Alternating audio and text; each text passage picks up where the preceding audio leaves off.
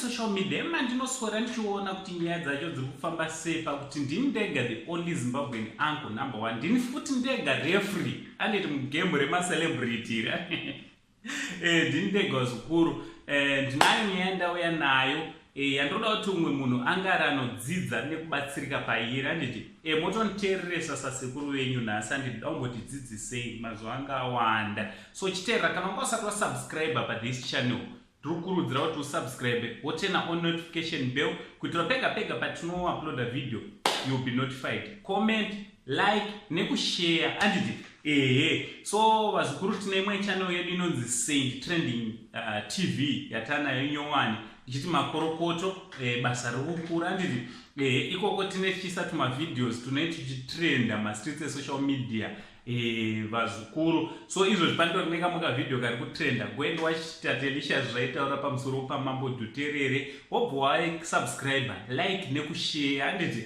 thank you very much, thank you so much nerudo rwenyu vazukuru. Vazukuru mastreets esocial media takazosanganawo naShingi Rasikaondera achibva ataura mashoko akataura ari panapa andaisa panapa akabva anyora akati zvoni, may we all pray for Mary, may God revive her spirit, may she live to see the wedding of our first daughter Destiny. I believe in you, my dear, you are stronger than any disease or any court case. Anditi vamwe vangu vakubvunza zvikanzi asi Shingi achiri kuda Mary, chii chiri kuitika naShingi?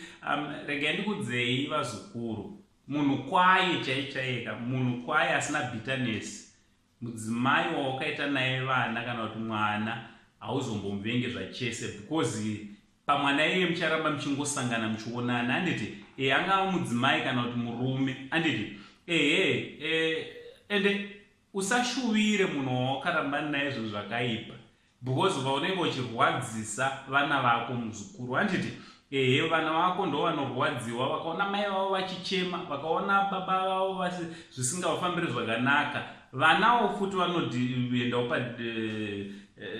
pavanorwadziwa anditi so shuvira munhu wakaita naye vana because nyange akaroorwa akadaiwo ukaroora ukadai kana kuti mukaparadzana, rega ndikudze chokwadi mucharamba muchingosanganiswa nevana, vana ivavo vachitozoita vazukuru. You will always be a family. Manzwa vazukuru chitoniteereresai ndiri kutongodzai from experience chaichai anditi ina handingamboshuve kutoti mai vakandizvarira vana mainini venyuka varwadziswe izvozvo handitode ndotovashuvira kutombonamata kutoti ngazvivafambire kutombovanamatira kutoti aiwaka ndo mai vevana zvinhu zvavo ngazvivafambire kuitira kuti vakafara nevana vanobva vadi vanobva vafara kwete kuita hatred kutoti unototi toko chanya. Vamwe tiri kukunzwa mastreets esocial media kutoti Mary akaura wingi, Shingi ari kufara. No, Shingi haasi kutofara nepakamira Mary, haasi kutofara nekurwadziwa kuita Mary, ari kutoshuva kutoti nhai Mwari